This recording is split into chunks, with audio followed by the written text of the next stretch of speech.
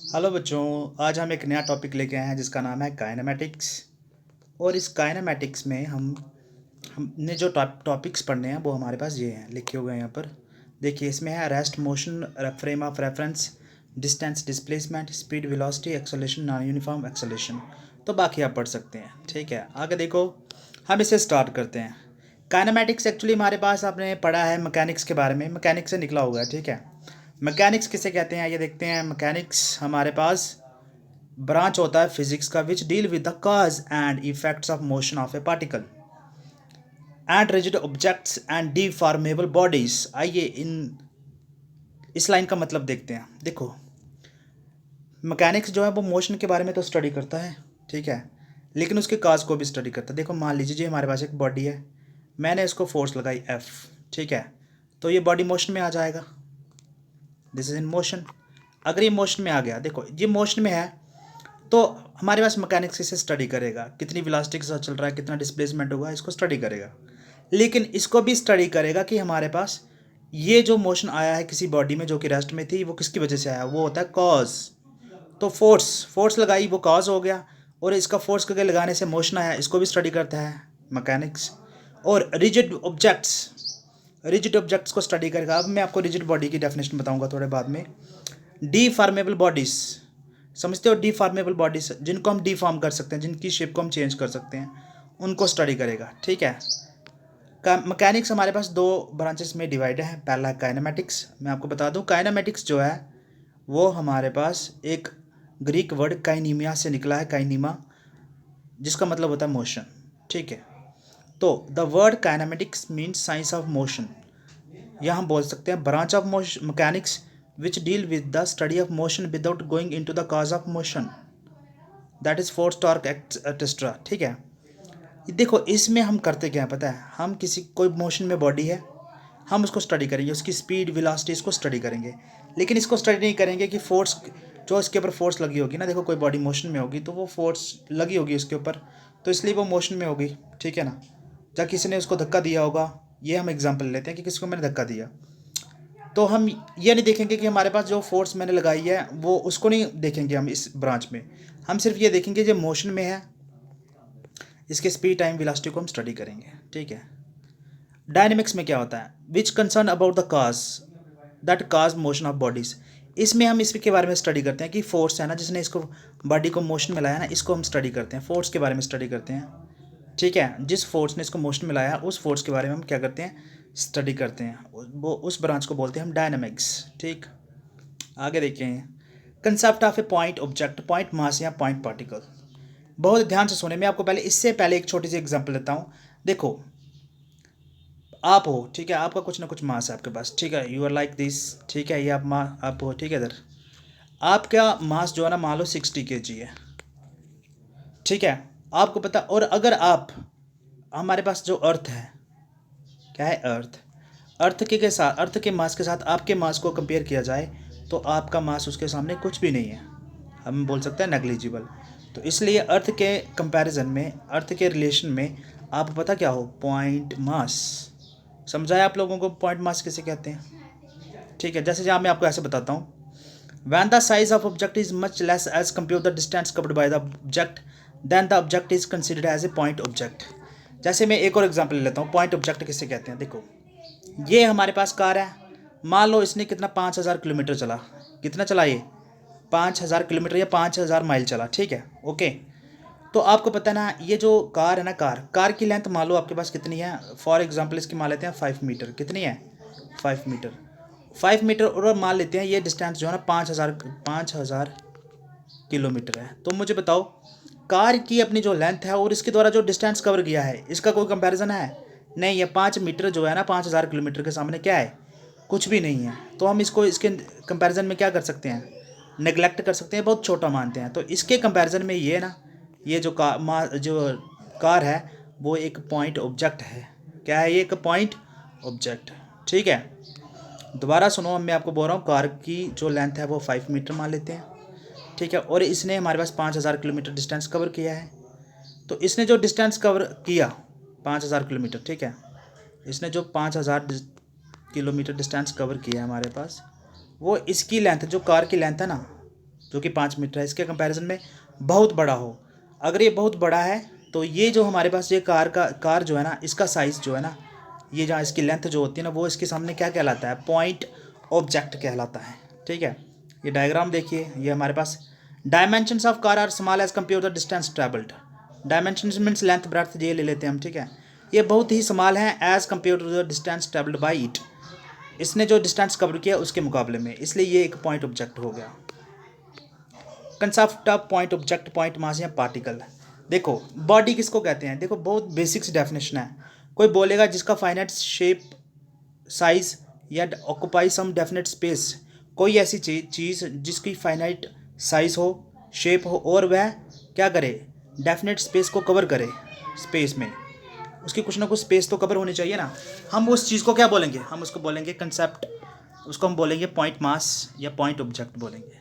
ठीक है, अब एक रिजिड बॉडी के बारे में पढ़ते हैं। देखो रिजिड बॉडी किसे कहते हैं, देखो ध्यान से देखना, रिजिड बॉडी किसे कहते हैं। देखो मेरे पास एक बॉडी है, ये सॉलिड बॉडी। ठीक है, मान लो, ठीक है, ये इस बॉडी को मैं क्या करूं, ये हमारे पास के दो पार्टिकल कंसीडर करिए, पार्टिकल नंबर 1, पार्टिकल नंबर 2। इसको मैं हवा में फेंकूं, ये हवा में जाए। अगर ये सॉलिड है तो आपको पता है ना, इसके पार्टिकल जो होंगे ना, इसके पार्टिकल के बीच में जो डिस्टेंस होगा, ठीक है, मान लीजिए कितना है, 2 नैनोमीटर है। कितना है, 2 नैनोमीटर। अगेन मैं इसको थोड़ा बड़ा डायग्राम ड्रा करता हूँ। देखो ये 1 पार्टिकल है, इस स्टोन मान लेते हैं उसके बीच में, और इनके बीच में डिस्टेंस है 2 नैनोमीटर का। कितना, 2 नैनोमीटर का डिस्टेंस है। मैंने इसको स्पेस में फेंका, तो मुझे बताओ स्पेस में ये जो है ना स्टोन, ये घूमेगा, लेकिन मुझे बताओ इनके बीच में जो डिस्टेंस होगा वो कभी चेंज होगा क्या, स्पेस में नहीं चेंज होगा, फिक्स्ड रहेगा। तो इस टाइप की बॉडी को हम क्या कहते हैं, इस टाइप की बॉडी को हम कहते हैं रिजिड बॉडी। लेकिन आपको बताऊँ इसके एक कंपैरिजन में एक दूसरी बॉडी होती है जो रिजिड बॉडी नहीं होती, फ्लेक्सिबल बॉडी होती है।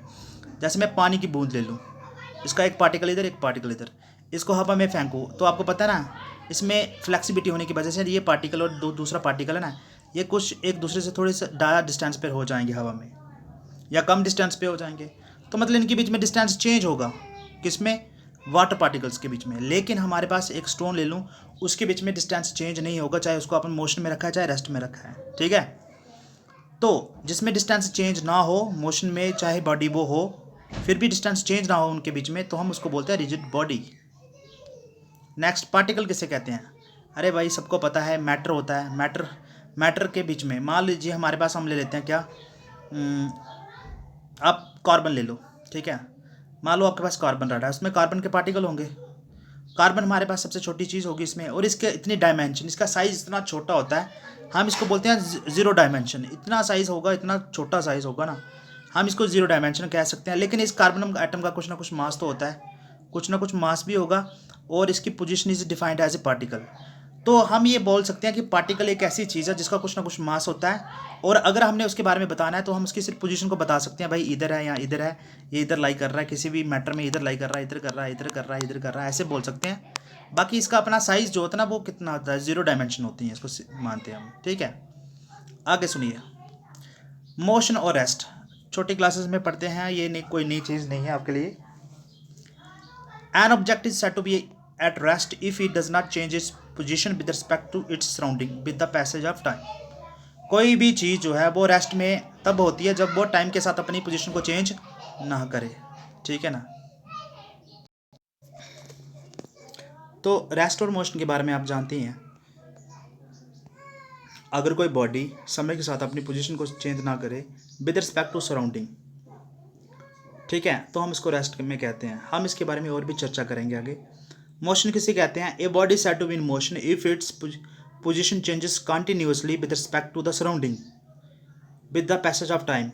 देखो आपको इसको थोड़ा सा इस तरीके से समझना पड़ेगा।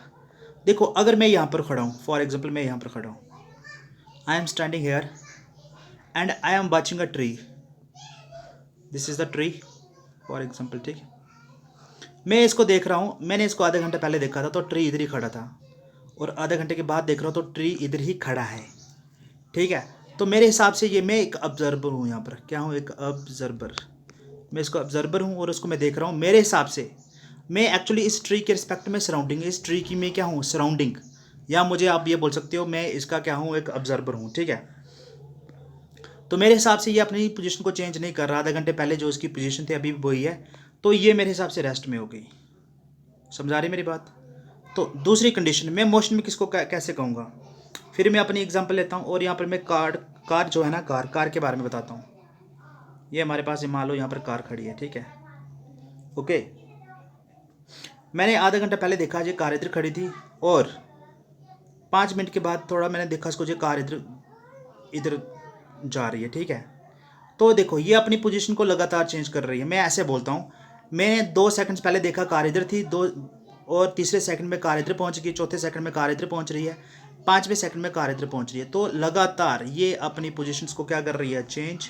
मैं दोबारा बताता हूँ, ये हमारे पास कार है, 1 सेकंड पे कार इधर है, 2 सेकंड्स पे इधर, 3 सेकंड्स पे इधर, 4 सेकंड पे इधर। मैं यहाँ पर हूँ ऑब्जर्वर, मैं इसको ऑब्जर्व कर रहा हूँ। ये अपनी 4 पोजीशन इसकी मैंने बता दी आपको, ये अलग अलग समय पे हैं। तो मेरे हिसाब से ये अपनी पोजीशन को चेंज कर रही है, और मेरे हिसाब से ये किस में है, मोशन में। और याद रखना, रेस्ट और मोशन को डिफाइन करने के लिए ऑब्जर्वर जरूरी, मेन इंपॉर्टेंट चीज़ होती है, कि जो ये ऑब्जर्व कर रहा है कि कोई रेस्ट में है या कोई मोशन में है। आपको बात समझ में आएगी, थोड़ा आगे चलें। मोशन एंड रेस्ट, कुछ example. In everyday life we see some objects at rest and other in motion. Bird fly कर रहे होते हैं, मोशन में होते हैं। फिश स्विम कर रही होती है, ब्लड फ्लो करता है through veins and arteries and car move. ये सारे हमारे पास मोशन के एग्जाम्पल हैं। Atoms, molecule, planet, stars and galaxies are all in motion, ठीक है, समझा रही मेरी बात।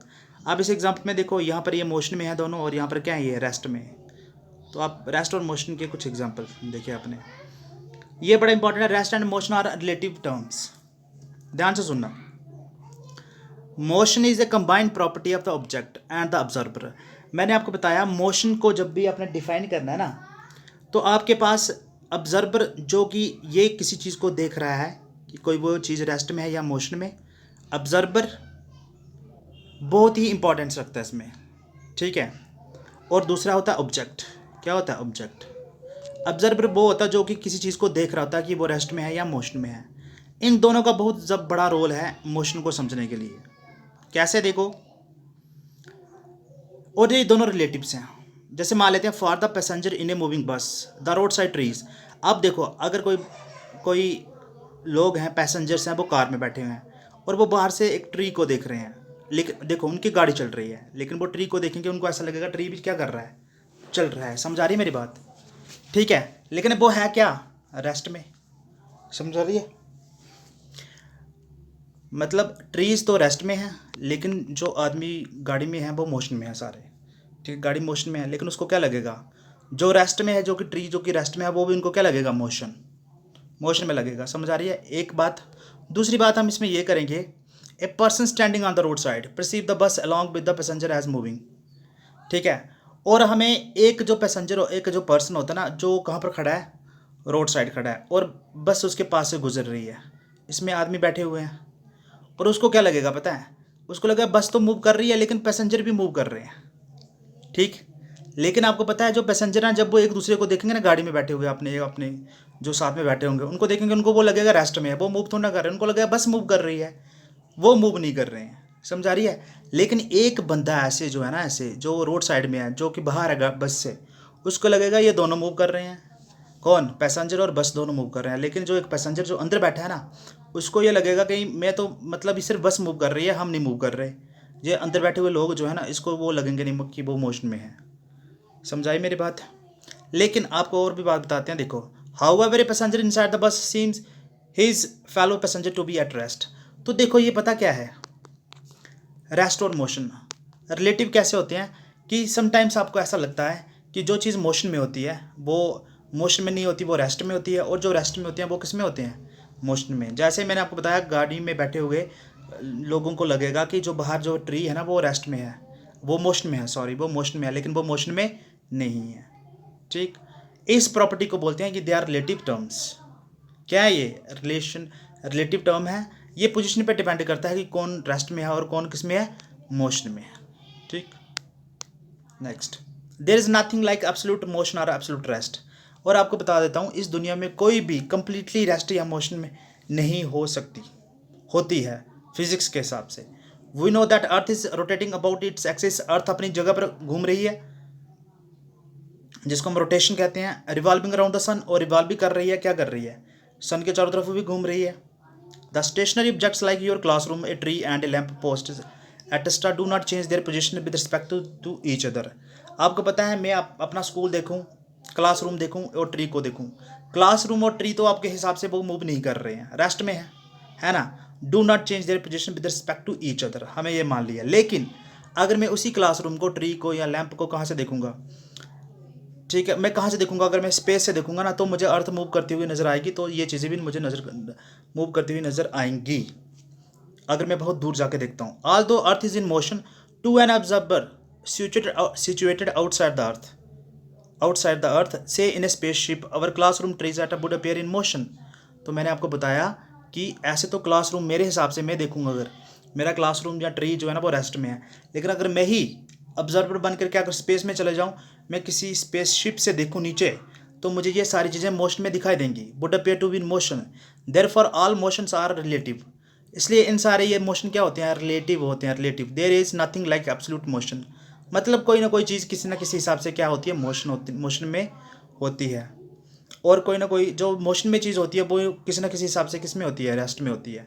तो मतलब एब्सोल्यूट जो है ना, बिल्कुल कंप्लीटली कोई मोशन में नहीं होता, ना ही कंप्लीटली क्या होता, कोई रेस्ट में होता है। ये हमारे पास फिजिक्स यूज साइंस कहती है, ठीक है। अब इसके बाद हम नेक्स्ट टॉपिक पढ़ेंगे, speed and distance, next lecture में।